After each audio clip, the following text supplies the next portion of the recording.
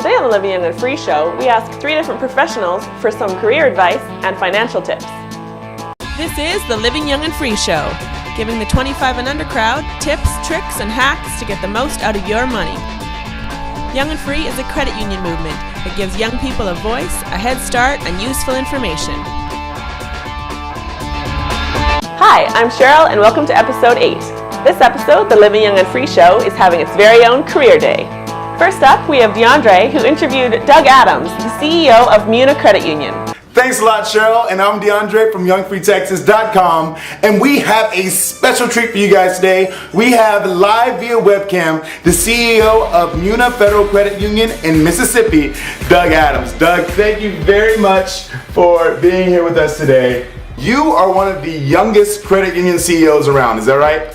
I presume that I am one of the youngest. I haven't done a poll to see exactly who the youngest person is, but mid to latter 30s, I would say I'm probably one of the younger. Okay, so how did you get started in this whole credit union thing? Well, I started in the bad word, the B word. I was in banking for a number of years and quickly left that and transitioned over to the credit union world, which has been phenomenal. It's been a great journey. Glad that I've been on it. So tell me, Doug, you personally, how do you manage your money so that you get the most out of your finances? I heard a phrase once that proper preparation prevents poor performance, and I think that is probably key in setting aside resources that you can have for that rainy day.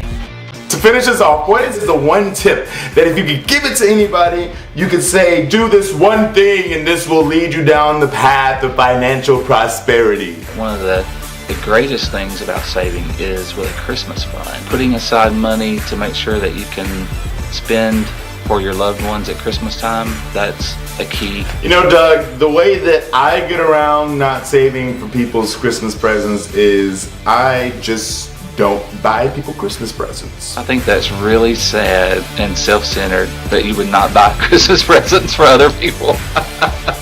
I'm looking for my Christmas present from you. Priorities, man. Thank you very much for your time, Doug. I really appreciate it. Thanks to all of you guys out there who are listening and watching. As always, I'm DeAndre with the Living Young and Free Show and YoungFreeTexas.com. Back to you, Cheryl. And in case you're wondering, no, you're not on my Christmas list either. You're not going to get me a Christmas present. I'll just return the present I got him then, DeAndre. Christmas. No presents. Up next, we have Myles, who interviewed Mike St. Amand, a human patient simulator technician who wins the award of the longest title ever. So I'm here with Mike St. Amand. I'm here with Mike St. Amand. The first question I wanted to ask you was if you could summarize for me and for the viewers out there, if you could summarize what exactly it is you do on a day-to-day basis. Well, my job title is Human Patient Simulator Technician. That's quite the mouthful. I actually fix the HPSs for short for STARS Air Ambulance. They are the full-size mannequins that our air medical crew train on, so they don't have to actually train on a live person. They can endanger a mannequin's life and then try to save their life. And how much does a mannequin cost? Well, they can vary. There's different types. The highest end model can cost $250,000. Yeah. Next question, Mike, is how did you get started doing what you're doing with STARS and everything? Well, I had a close friend that was in the business and suggested that I take this course at NATE, and it was called Biomedical Engineering Technology, which is basically fixing medical equipment. But no, it's actually turned out to be something that I really, really enjoy doing. How do you manage your finances, and how do you make the most of your money? I keep only one credit card. I make sure I pay it off in full. Every time it's due. Make sure that that's paid off so I don't have to pay the interest. So Mike, you've already given us some tips about how young people can save their money. Do you have any other tips? Don't blow your money at fast food joints. Get some culinary art skills under your belt so that you can make all your own lunches and all your own meals and stuff like that. But there's a lot of things you can do for free, for fun. At the YoungFreeAlberta.com website, there's a free stuff section and there's a forum and there's lots of free stuff you can find to do around Alberta and in and around your area and around your city. So back to you, Cheryl. And thank you very much, Mike, for the interview. I really appreciate it. Thank you, Myles. Now, I've got some lives to save. And there he goes, the superhero that he is. Back to you, Cheryl. Click. Thanks, Myles. Maybe I'll give Myles DeAndre's present. Last, we have Josh, who interviewed Amy Smith, a high school language arts teacher. I am Amy Smith, and I teach high school language arts at Cane Bay High School in Berkeley County. Well, it's only been open 2 years, and I started in the initial year last year. Before that, I was at Stratford for 7 years.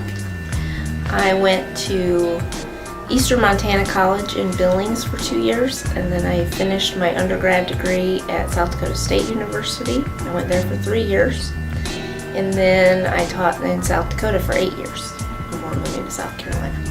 I didn't teach the first year. I did little things like taught summer school, I graded papers for teachers for money, anything to get my foot in the door. And then my actual first paid job was as a special education assistant, so it was really like half a salary, but I did get full benefits and got a year of experience.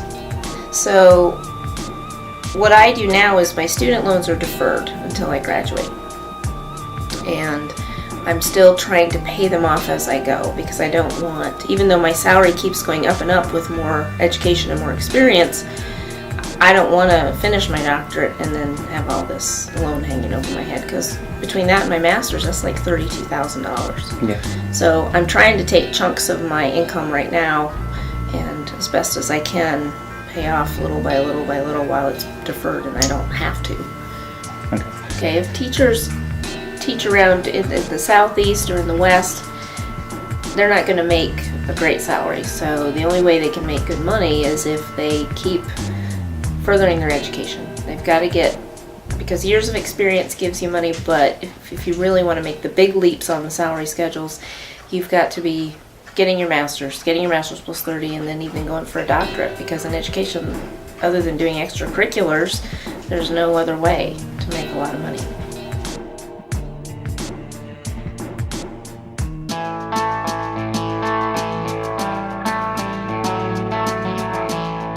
And that's our show.